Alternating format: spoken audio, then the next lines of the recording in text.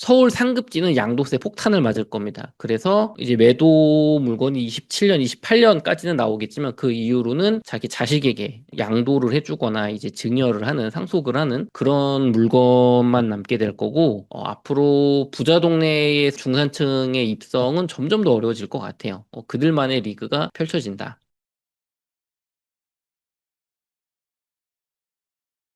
안녕하세요. 남덕현입니다. 오늘 부동산 세제 개편안 발표가 있었어요. 제가 살펴봤는데 집값은 앞으로 장기적으로 더 많이 그리고 더 강남과 상급지 중심으로 올라갈 것 같은 그런 느낌을 많이 받았어요. 어떤 근거로 그렇게 되는지 저랑 같이 알아가 보도록 하겠습니다. 네, 지금 많은 분들이 종부세라든가 장기 보유 특별공제 이제 거주 요건을 이제 강화하면서 보유를 없애면서 장기 보유 특별공제 한도가 좀 줄어든 거 그런 쪽에 집중을 하고 계신데 진짜 세금 폭탄이 터지는 곳은 따로 있습니다. 지금 이거를 다들 놓치고 있어요. 이거를 놓치면 절대 안 된다. 결론부터 먼저 말씀드리면 서울과 경기도 장기적으로 집값 더 오른다. 공급 부족 더 심화된다. 좋은 거예요. 오늘 세금 때문에 투자자 입장에서는 더 좋은 겁니다. 오늘 정책은. 반면에 일시적으로 1년 내지 2년 정도 서울과 경기도 집값이 하락 조정될 가능성이 생겼다. 단 하락 확정은 아직 아닙니다. 이게 뭐냐면은 3번하고 결합이 됐을 때 서울과 경기도의 집값이 특히나 많이 오른 강남 중심으로 좀 떨어질 가능성이 생겼거든요. 뭐냐면 한국은행이 금리 인상이 예상보다 높을 경우 지금 뭐 내년까지 1% 정도 금리 인상 정도를 보고 있는데 인플레이션이 강하다거나 혹은 글로벌 이슈 때문에 금리 인상이 뭐 2%, 3% 이렇게 예상보다 높을 경우에 한해서 요번에 나온 부동산 세금 강화 정책과 맞물려서 그럴 경우에는 서울과 경기도 집값이 한 1, 2년 하락 조정이 나올 수 있다. 그리고 4번 전세 소멸의 가속화. 전세 소멸은 더 빨라질 거고 전세 대란은 더 빨라질 겁니다. 예상외로. 그리고 지금 전세 월세 사시는 분들은 집주인들이 나 이거 양도세 감면 장기 보유 특별공개 감면 때문에 내가 들어가서 살아야겠어요라고 전세 만기 때 이제 들어오시는 거를 좀 겪게 되실 거예요. 그래서 내 집 마련 서두르셨으면 좋겠습니다. 집값은 금리 인상과 요 부동산 정책 때문에 생길 수도 있는데 집값 하락이 전월세는 계속 오를 겁니다. 물론 이제 그 전세 월세가 계속 오른다는 것도 예상보다 높은 금리 인상이 있을 경우는 약간 주춤할 수 있는데 근본적으로 집값 떨어지는 것보다 전월세 떨어지는 거는 정말 어려워졌어요. 지금 이제 공급 부족인데 전세 소멸 정책이기 때문에 전월세는 기본적으로 올라갈 거다 계속.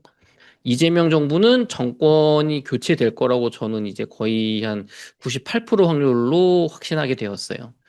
이게 무슨 뭐 감정적으로 그러는 게 아니고 집값이 올라도 사람들은 참는데 전세 월세가 오르면 이제 그때는 못 참거든요. 왜냐면 내 생활에 직접적인 타격이 오는 거기 때문에. 그래서 지금 이재명 정부는 정권 교체가 이제 거의 또 확실하다고 저는 생각합니다.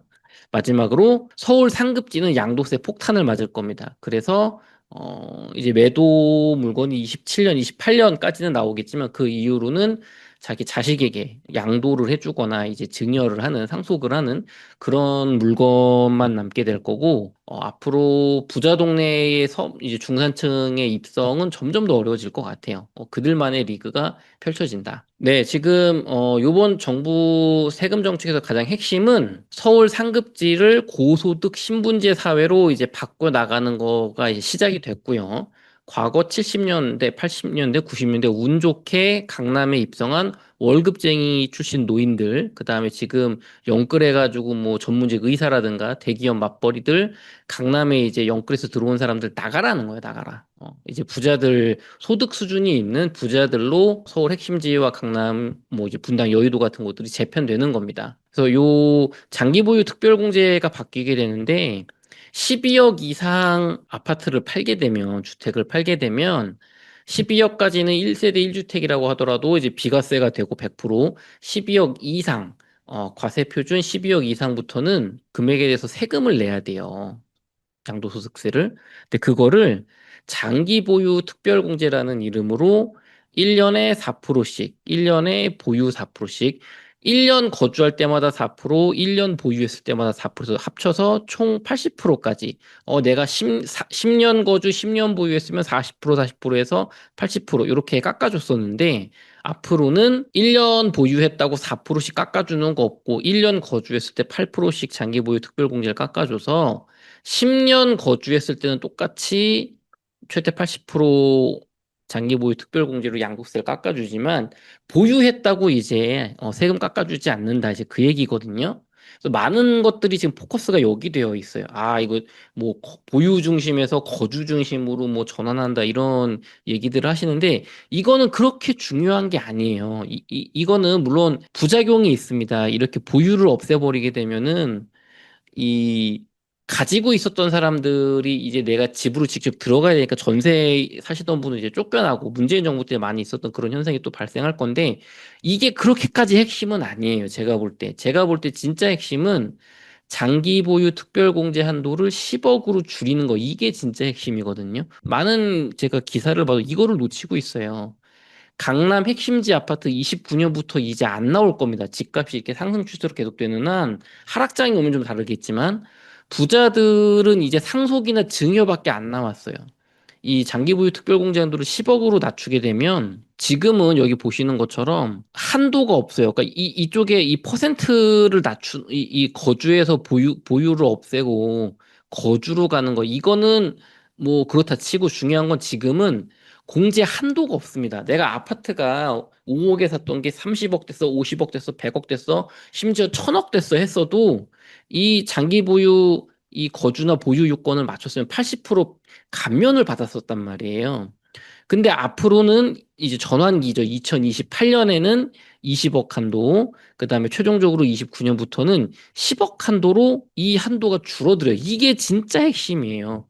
이거 무슨 얘기냐? 예전에는 내가 강남에 사는 이 어떤 부자분이 내가 옛날에 아파트를 샀는데 10억에 샀는데 100억이 됐어요. 그래도 장기 보유 특별공제 거주 요건이든 보유 요건이든 이걸 맞춰서 80%까지 최대 감면을 해주니까 팔 수가 있었어. 왜냐면 100억에 팔아도 세금 12억까지는 비과세로 아예 안 받고 그 이후 88억 분에 대해서는 장기 보유 특별공제로 80%를 깎아주니까 그래 내가 많이 벌었잖아. 세금 요 정도는 내야지 하고서 기분 좋게 팔 수가 있었는데 이제 한도를 10억까지만 해준단 말이에요. 이 세금이 집값이 올라가면 올라갈수록 미친 듯이 늘어나는 구조가 생기는 겁니다. 그래서 부자분들은 이제 집을 안 팔아요. 못 팔아요. 여러분 같으면 팔겠어요?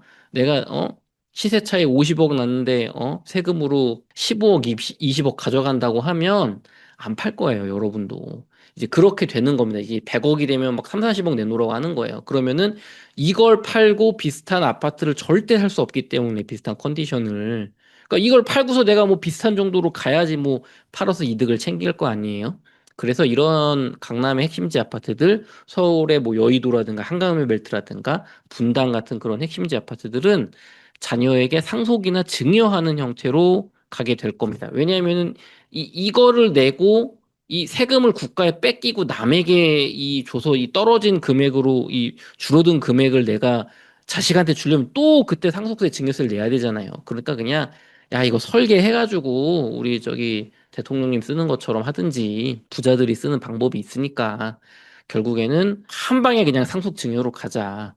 그래서 이게 왜 중요하냐면, 강남이나 핵심지 아파트들을 소득이 있는 부자들, 이런 종부세라든가 양도세 이런 거에 대해서 세부담이 되는 부자들로 이제 구성원들이 바뀌는 거예요. 선진국처럼. 선진국들은 부자 동네엔 부자가 살죠. 근데 우리나라는 옛날에 운 좋게 분양받은 노인들, 그 다음에 2000년대에 영끌로 들어온 좀 신흥 부자들, 젊은 뭐 맞벌이 부부들 이런 사람들이 섞여 살았는데 이제 소득이 있는 사업하는 분들, 전문직 중에서 최상의 전문직들 이렇게 신분제 사회가 시작되는 겁니다. 내가 가진 자산에 따른 신분이 아니고 자산 플러스 소득까지 이제 받쳐줘야만 강남에 살 수 있게 되는 거예요. 이제 그게 시작되는 겁니다. 네, 그리고 강남의 똘똘한 한 채는 더 강화가 될 거예요. 왜냐하면 이번에 다주택자에 대해서 장기 보유 특별공제가 이제 이런 거죠. 거주 요건, 거주 중심으로 장기 보유 특별공제를 이제 받고 나간다, 보유 조건을 없애준다, 이런 거 뭐 말은 거창하고 좋은데 중요한 거는 다주택자 때리기는 계속된단 말이에요. 다주택자는 악이니까, 진보 정권에서. 그래서 지금 다주택자라고 할지라도 지금 현행법에서는 1년에 2%씩 해서 최대 30%씩 12억 이상 양도차익에 대해서 장기 보유 특별공제를 다주택자도 해줬거든요. 최대 30%까지 보유만 했을 때. 근데 이제는 그 주택에 거주를 했을 때 최대 30%를 해주는 걸로 29년부터 바뀝니다. 이건 무슨 얘기냐면 내가 돈이 좀 있어가지고 강남에 아파트를 한 채 분양받았는데 앞으로 강남 아파트는 계속 올라갈 것 같아. 근데 나는 이제 나이도 먹고 애들도 결혼하고 해서 이렇게 큰 집이 필요 없어. 아니면은 여기 뭐 전월세를 주고 나는 세를 받아 먹으면서 저기 뭐 일산이라든가 동탄 같은 데 가서 행복하게 좀 전원 생활을 즐기겠어. 이런 노인분이 있다고 해볼게요. 근데 그분이 근데 내가 뭐 돈도 좀 있는데 강남 아파트 팔지 말고 일산이나 동탄에 한 채를 더 사자. 내가 이주택자로 가자. 이렇게 한 분이 있다고 할 때, 이분이 이제 거주를 강남 아파트에 안 하면 장기보유 특별공제를 못 받기 때문에 거주를 해야 돼요. 거주를. 물론 내가 옛날에 사놔가지고 거주를 막 많이 채워놨으면은 뭐 모르겠는데, 거주를 최근에 사가지고 이런 걸 안 해놨다고 해봅시다. 거주를. 그러면은 이분은 내가 15년을 보유해도 장기 보유 특별공제 30%를 못 받기 때문에 이 거주 요건을 채우러 강남으로 들어가야만 30% 세금 감면을 받는단 말이에요. 다주택자일 때. 그러면 지금 강남에 전월세 사시는 세입자분을 내보내고 야, 내가 동탄이나 뭐 이제 저기 경기도에 있는 아파트를 팔고 1세대 1주택이 돼가지고 들어가서 살든 아니면 내가 그 집은 둔 채로 여기도 전세 주고 거주를 많이 채워놨으니까 이쪽은 그 다음에 저쪽에 들어가서 살든 중요한 건 강남 아파트를 들어가게 될 거란 거예요. 왜냐면 내가 1주택자가 돼서 거주 요건을 거주 기간을 채우러 들어간다고 하는 거는 이 80%까지 되니까 이쪽으로 들어가게 하는 거고, 다주택자 상태에서 들어가는 거는, 내가 몇 채 더 들고 있는데 이거 뭐 30주택, 4주택이다 이런 거는 정리도 못 해요. 그래서 이런 경우에는, 이 30% 공제를 받기 위해 거주 요건을 채우러 가장 비싼 아파트에 들어갈 거다. 보통은 강남이 되겠죠. 이게 결국에는 문재인 정부 때 우리가 거주 요건을 강화하고 보유를 약화시키면 결국에는 집주인들은 세금 감면을 위해서 전세입자를 내보내고 자기가 들어가서 살게 된단 말이에요. 그래서 전세 매물이 폭풍 감소할 거다. 어디부터? 상급지부터. 왜냐면 내가 2주택자인데 강남이랑 동탄이 있어. 근데 아유 머리 아프다. 이거 그냥 그 세금 자꾸 강화하니까 1주택자 되자. 똘똘한 한 채로 동탄 팔고 강남에 들어가는데 이제 강남을 세를 주고 어디 동탄에 전세 사는 게 아니고 강남을 거주해야만 내가 세금 감면을 받으니까 나중에 팔 때. 그러니까 이분은 야, 내가 일산이나 동탄에 그냥 깨끗한 데 넓은 데 실거주 하려고 했는데 어쩔 수 없다. 저기 음마 아파트 낡았지만 이쪽에 거주해야겠다. 안 그러면은 장기보유 특별공제에 세금 두들겨 맞으니까 어쩔 수가 없잖아. 해서 강남권에 이제 공급 물량, 이 전세 물량이 점점 더 감소할 거예요. 서울 중심으로. 그래서 똘똘한 한 채는 더 강화가 될 거다. 자, 그리고 1주택자 종부세 인상이 본격화가 됩니다, 이제. 네, 지금 1주택자에 대해서 이제 과세표준 기간을 뭐 이렇게 만들어가지고, 뭐 뉴스 보시면은 뭐 40억 이하 주택부터 종부세 뭐 된다, 뭐 등등등 있는데 제가 말씀드리고 싶은 핵심은 이거예요. 지금 뉴스 기사를 보시면 주택 채수 중심에서 뭐 3주택 이상이면은 종부세를 많이 내게 하는 어떤 그런 징벌적 과세가 있고 1주택자는 좀 약했는데 앞으로는 그냥 자산가액 주택 가격 기준으로 일어나 한다 해서 마치 뭐 뭐랄까 다주택자 중심에서 주택 채수 중심에서 그냥 가액 기준으로 가는 것처럼 이렇게 보도가 되고 있는데 진짜 핵심은 사실 이 일원화가 중요한 게 아니고 여기 이 금액 구간이에요. 금액 구간.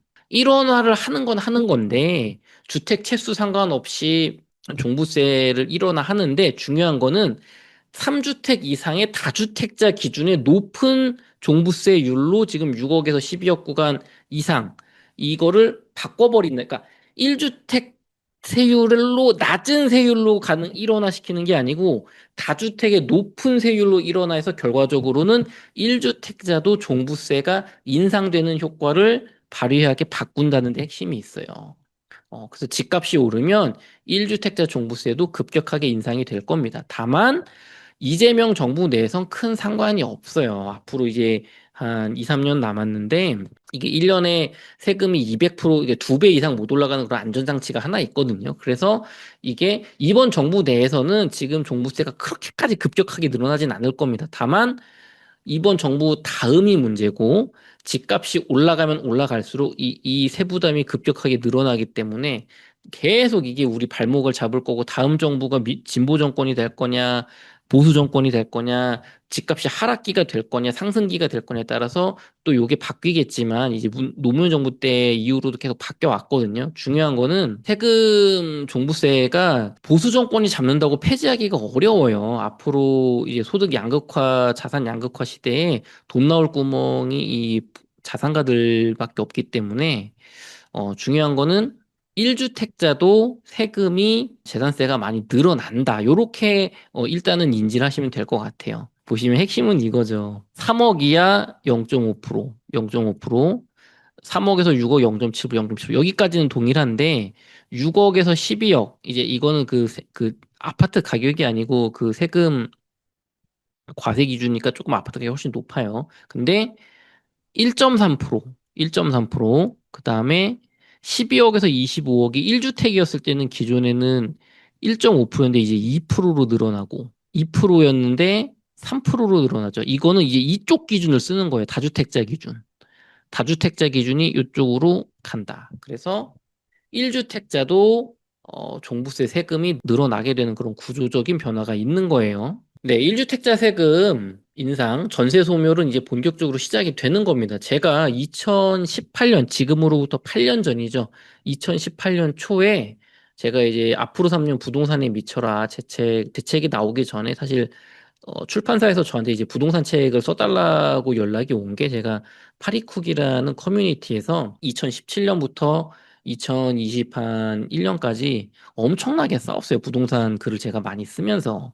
지금은 제가 좀 이제 온건해졌는데 이때는 약간 싸움딱 스타일로 이 부동산 정책 이렇게 하면 집값 더 오르고 서민 피해 크다. 문재인 정부 잘못하고 되게 많이 싸웠거든요. 그때 제가 2018년에 8년 전에 이런 글을 썼습니다. 1가구 1주택 보유세 인상에 대비하시기 바랍니다 하면서 지금 2018년 기준으로는 다주택자를 적폐로 몰면서 보유세를 인상을 할 건데 가까운 미래는 고가 1주택자도 부자 적폐몰이가 돼서 세금 인상이 될 거고 조금 더 미래에는 모든 1주택자의 세금이 올라갈 겁니다. 그리고 마지막 최종 버전으로 고액 전세자의 세금을 부과해서 전세 제도를 무력화할 겁니다. 이런 글을 제가 썼단 말이에요. 이 진보 정부의 어떤 뭐랄까요? 그 20년 동안의 어떤 그분들이 진보 정부를 구성하는 분들이 쓴 책이라든가 논문이라든가 기고문이라든가 주장을 이렇게 보다 보면 이런 결론이 나오게 되는 거예요. 저는 이런 걸 2018년에 글을 썼는데 이때는 뭐 이제 다들 막뭐 헛소리하고 앉아있냐 이런 얘기를 했죠. 왜냐하면은 이때는 다주택자만 때려잡는다라는 그런 정책이 나오고 있었으니까 2018년에는.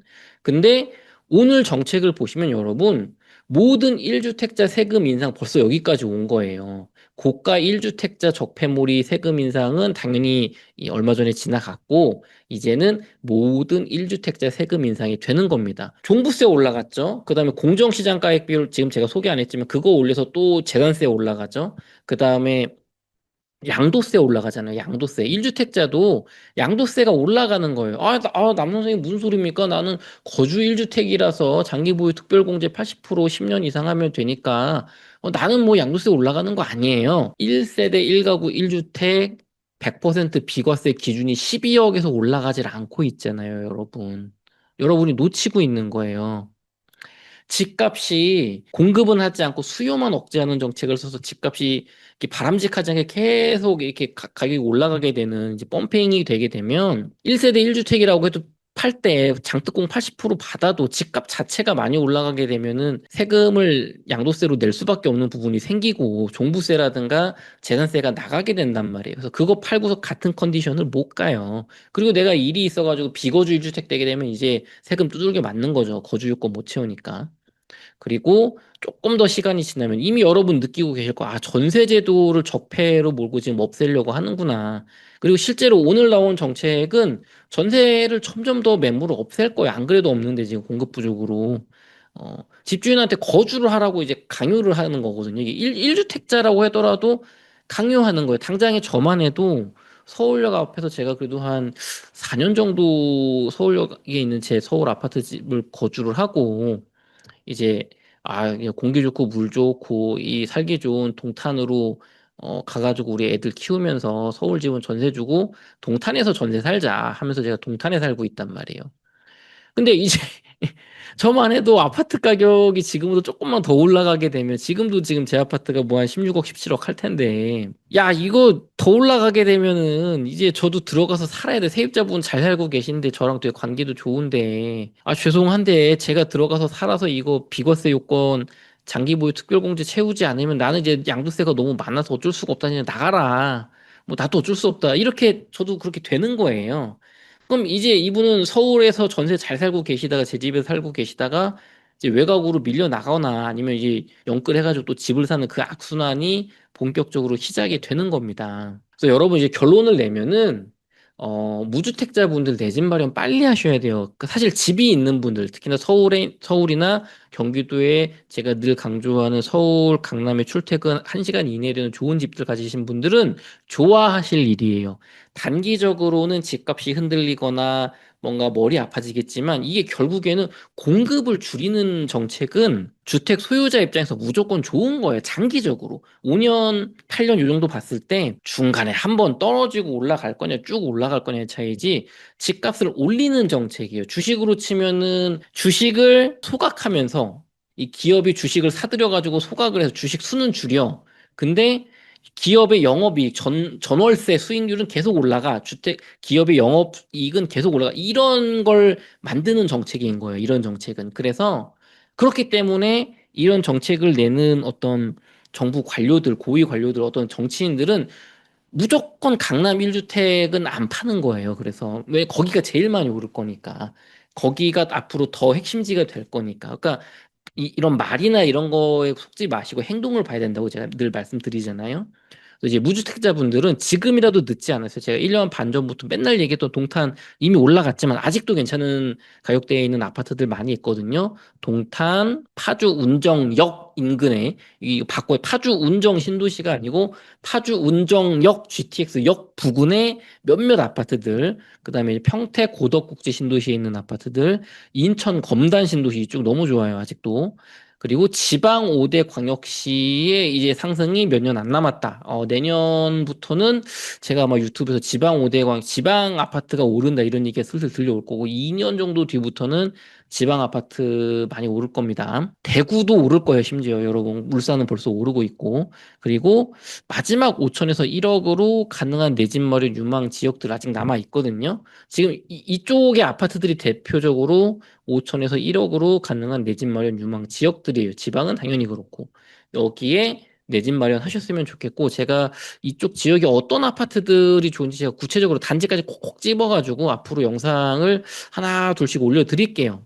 그럴 테니까 구독과 좋아요, 알림 설정 해두시면 그런 아파트들 보실 수 있을 거예요. 제가 사실 이런 지역의 아파트들 다른 채널에서 벌써 한 2, 3년 전부터 말씀드려 왔고, 서울 같은 경우는 이제 22년 초에 대표적으로 올림픽 파크 포레온, 둔촌주공 아파트 청약대 쌍욕 먹어가면서 13억에 이거 무조건 분양 받아야 된다고 이제 주장을 하고 그런 영상을 올려놨었단 말이에요. 제가 링크 걸어둘 테니까 이따 보세요.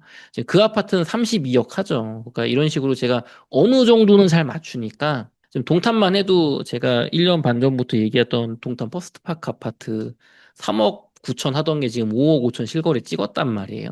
내 돈 5천이면 살 수 있었던 그런 아파트들 제가 많이 말씀드릴 테니까 구독과 알림 설정 부탁드리고요. 네, 그리고 8월 6일 목요일 이틀 뒤에 제가 세무법인 리치의 이장원 세무사님, 이성호 세무사님이 이제 그 근무하고 계신데 이성호 세무사님을 제가 스튜디오에서 모시고 지난번에 제가 줌으로 인터뷰했었는데 이게 조금 아쉬웠어요. 스튜디오에서 멋있게 모시고서 세금 관련돼서 그다음에 이재명 대통령의 근저당 설정에 대해서 제가 집중적으로 파고들면서 여쭤볼 거거든요. 저도 부동산 투자자지만 세무사 전문 세무사보다는 이런 변화 세무적인 지식은 당연히 딸리잖아요. 그래서 제가 세무사님 모시고 인터뷰를 할 건데 우리 시청자분들 여러분께서 구독자분들이 요 댓글창에 이성호 세무사님한테 여쭤보고 싶은 어떤 질문들이 있을 거잖아요. 나 뭐 1주택자 보유자인데 이렇게 되면 세금 어떻게 되는 거예요? 요번에 세금 이렇게 바뀌었는데 저 어떻게 되는 거예요? 상속증이 어떻게 되는 거예요? 세무 관련된 거 이제 이렇게 남겨주시면 제가 그 중에서 이성호 세무사님이 답변 가능한 거를 그날 8월 6일 이제 이틀 뒤입니다. 이틀 뒤에 여쭤봐서 뭐 8월 7일 뭐 금요일이라든가 이때쯤 영상을 여러분이 또 올려드릴 거예요. 그러면은 그 궁금한 거 전문 세무사님한테 여러분이 들을 수 있으니까 특히나 요번에 바뀐 거 많이 궁금하잖아요. 제가 나름대로 알아서 미리미리 물어보겠지만 여러분 본인에게 도움될 수 있는 그런 내용 받으실 수 있으니까 이성호 세무사님한테 궁금한 거 8월 6일 제가 인터뷰할 때 물어봐 주셨으면 하는 것들 많이 남겨주세요. 제가 최대한 취합해서 적용하도록 하겠습니다. 네, 그럼 저는 다음 영상에서 뵙도록 하겠습니다. 감사합니다.